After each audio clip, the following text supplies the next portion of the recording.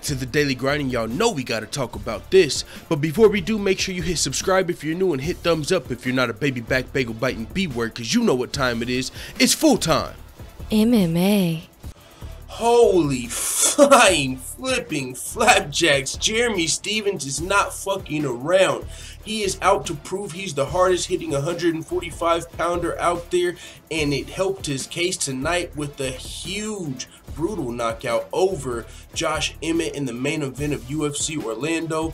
Now there's going to be a couple people that say a few of the strikes in the finishing combo were illegal, but the shots that mattered were legal. The shot that dropped him, you see that left right there, that was legal. Now on his way down, there might have been one elbow that hit behind the head, but and the knee, you know, there was also a knee that happened when Josh Emmett was trying to stand up that looked like he might have still been grounded, but the knee grazed Josh Emmett. It's not like the knee really played a big part into the knockout. It was actually the next strike that really flattened Josh Emmett, which was a legal shot when Josh Emmett was on his back. So maybe a couple of illegal shots, maybe 2 out of the 8 finishing shots were illegal.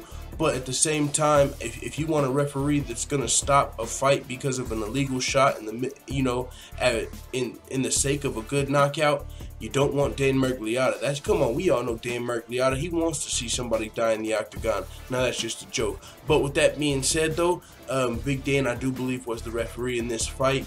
And I'm not mad at him for not stopping this knockout, because as I said, the shots that counted were not illegal. The rest of that was just, you know, it's a fucking fight. You know what I'm saying now. The knee, I got to admit though, when I first watched the knee, I was like, oh, that was illegal as fuck. But you know, I didn't realize it was just a graze.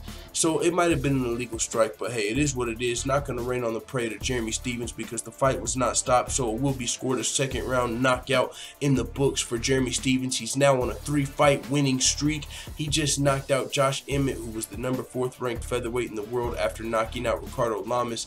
Josh Emmett was definitely no slouch in this fight. He looked fucking great in this fight. I honestly thought he was going to win this fight even after the first round. You know, in the first round, he set Jeremy Stephens on his butt one time, you know, caught him with the left hook, I believe. Might have been a different shot, but I think it might have been a counter right hook, actually. Yeah, it was a counter right. He set Jeremy Stephens down in the first round. Jeremy Stephens, though, in the second round got the job done, landed the big shot that he needed, and finished the job. But with that being said, Jeremy Stephens has fought the current UFC champion Max Holloway one time in the past, lost that fight, but he still is looking for a title shot. He said, called out Dana White, give me that title shot. He might have to get one more fight, maybe with, you know, Frankie Edgar and Brian Ortega are fighting. The winner of that fight is most likely getting the title shot. But maybe Jeremy Stephens will either fight the loser of that fight and get a title shot, or he might, you know what I'm saying, just get a title shot off of this momentum and 3-fight winning streak if, you know, he decides to wait, or if he's injured and, you know, something happens. But since we've already got the next number one contender in the featherweight division, I really don't see Jeremy Stephens getting the next title shot. So maybe one more win, 4-fight winning streak, and we'll see the little heathen Jeremy Stephens fighting for UFC gold. This was definitely the biggest win of his career. He should now be the number 4th ranked featherweight in the world. I picked Josh Emmett to win this fight. First, I picked Jeremy Stephens, back and forth. I went with Josh Emmett. And hey, the fight showed that. It's hilarious, because, you know, it was a back and forth fight. But one other thing that I found interesting in this fight is, a lot of us know Josh Emmett is fighting out of Team Alpha Male, and, you know, his teammate Cody Garbrandt, I just saw the similarities in the fight. You know, they both dropped their opponent in the first round and then got knocked out in the second round. I know that's not, you know, that's just a coincidence, but hey, that's just an interesting coincidence that I thought about. Cody Garbrandt, we know, fought TJ Dillashaw, looked like he was about to knock TJ Dillashaw out in the first round, but he made it to the second round, and that's where TJ Dillashaw got the job done. Josh Emmett set Jeremy Stephens down once in the first round. He wasn't necessarily saved by the bell, but after dropping him in the first round, got finished in the second round. So that's just a similarity I thought about. But with that being said, great night of fights all around. UFC Orlando definitely delivered.